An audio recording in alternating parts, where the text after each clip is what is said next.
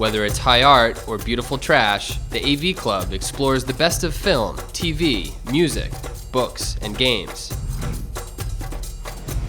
Inventory is our obsessively specific pop culture list.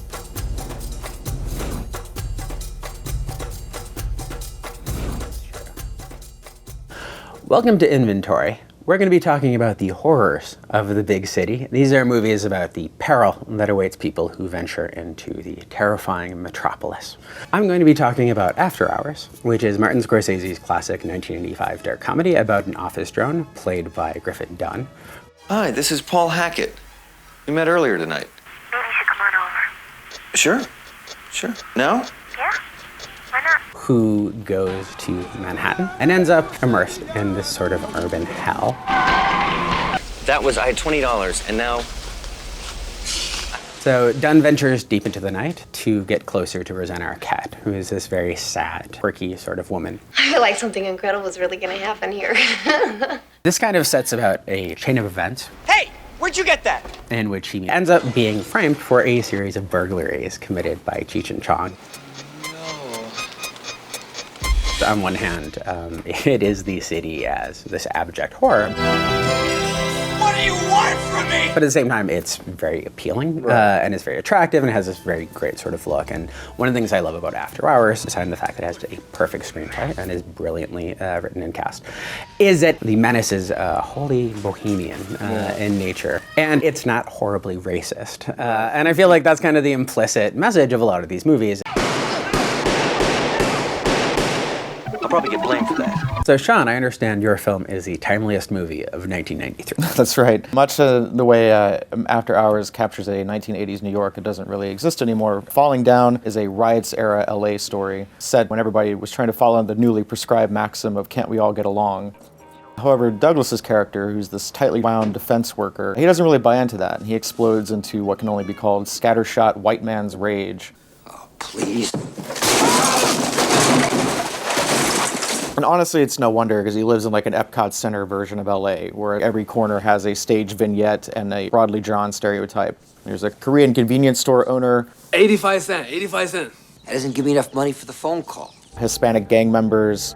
Give us your motherfucking briefcase. Here's my briefcase. A homeless person park. Oh, come on, man. You gotta give me something. Yeah, why don't you try to get a job?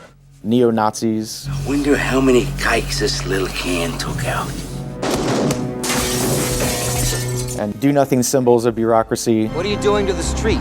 We're fixing it. What the hell does it look like? Indeed, if only everybody could see what the big city was like, who wouldn't blow it up with a rocket launcher?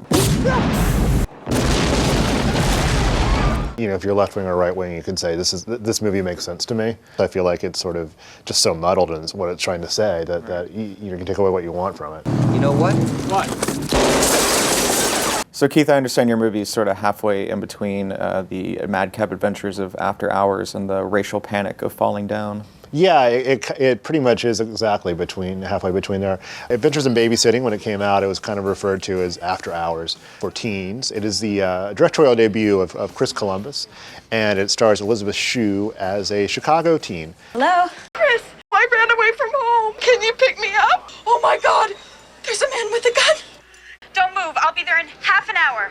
Who takes a small pack of children into this city where they encounter a hotbed of sort of menacing black people, often operating under the direction of stereotypical Italian gangsters.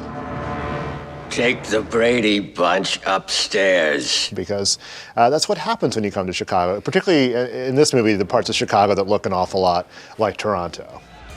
The film's most famous scene features Shue and her charges in a nightclub where a stone-faced, very menacing audience forces them to sing the blues before they can leave. And it's so hard. Yeah! That embarrassing moment of cultural exchange confirms the subtext of the film, which is if you're white and middle class, stay out of the big city. Watching this movie again, I liked it when I was a kid, and I'm not sure that Birth of a Nation is any more scared of black people than the movie Adventures in Babysitting. It's fairly appalling. Well, for me, this is kind of like a companion film to Ferris Bueller's Day Off, where I feel like that was kind of Chicago as a suburban kid's toy. And this was kind of the opposite of that. No Chicago during the day, this is Chicago at night. True. So once the sun goes down. Get the hell out of Chicago. Yeah, That's the Sean, message. you better go back to, Yeah, I'm gonna go to Austin before night falls. Right. Or you will be forced to sing the blues. If you don't mind, we'd just like to let ourselves off the Nobody stage. gets out of this place without singing the blues. For more horrors of the big city, check out avclub.com.